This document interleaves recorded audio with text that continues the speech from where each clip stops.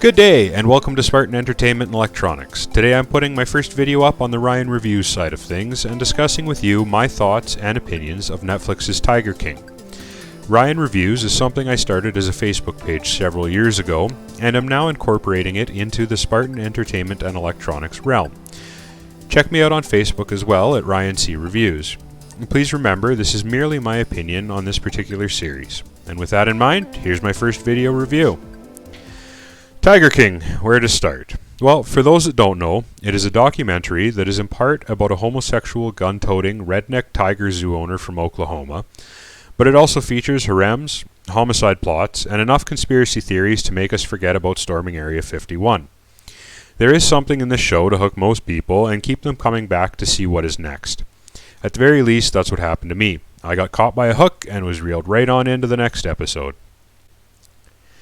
It took my girlfriend and I about a week to get through the 7 episodes, plus the after-show episode hosted by Joel McHale, which is a must-watch. Neither of us were able to consume more than 1 or 2 episodes at a time just because there is so much to take in with each episode.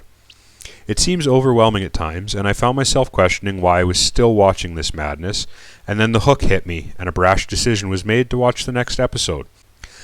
On more than one occasion, this show left me questioning my sanity and the sanity of life as we know it right now, but I kept watching. I really appreciate the newness and relevance of this series. The fact that it finishes in December of 2019 and the after show is occurring during social distancing and travel restrictions. I think it's unique in the speed to which it hit the market.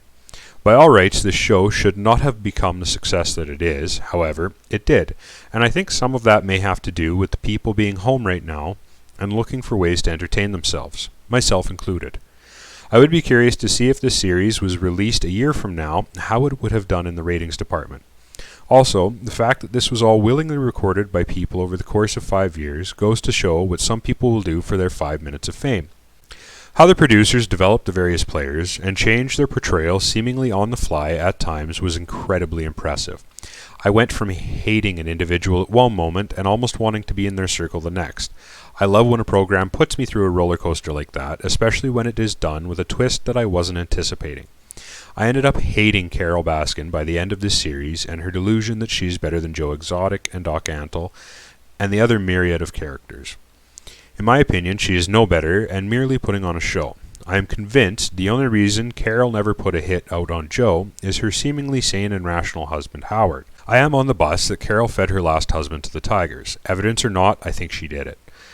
Let me know down in the comments if you agree or disagree with my stance on that. Jeff and Alan made an interesting addition to the Gong Show, and I am convinced that Jeff Lowe is a con man and the zoo is his retirement project. I will be looking for news over the next couple of years to see if anything further develops on Jeff Lowe, as a couple of people in the show have stated, even though the cameras have stopped rolling, I don't think this is anywhere near over.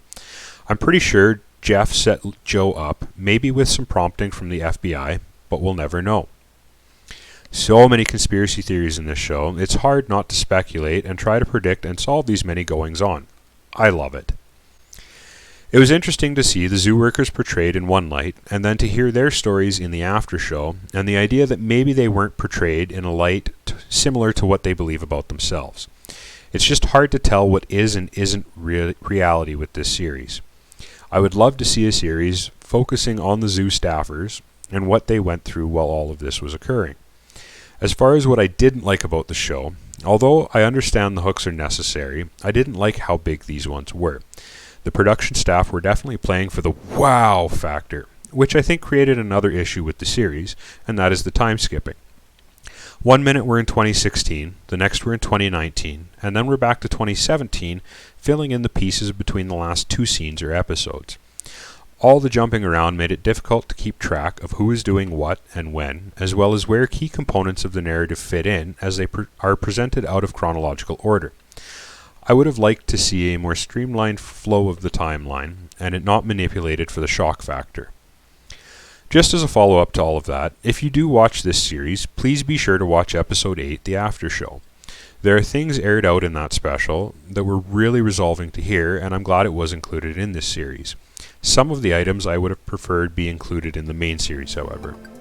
Before we get to my final conclusion, if you found my review on this interesting, please like and share this video, and if you're new to the channel, please hit the subscribe button and turn on the bell so you can be notified when I post new videos.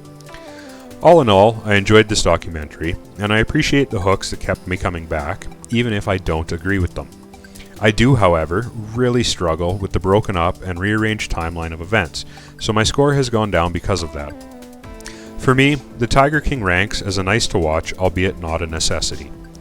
I give it 6 out of 10. Thanks for watching, and I'll see you next time.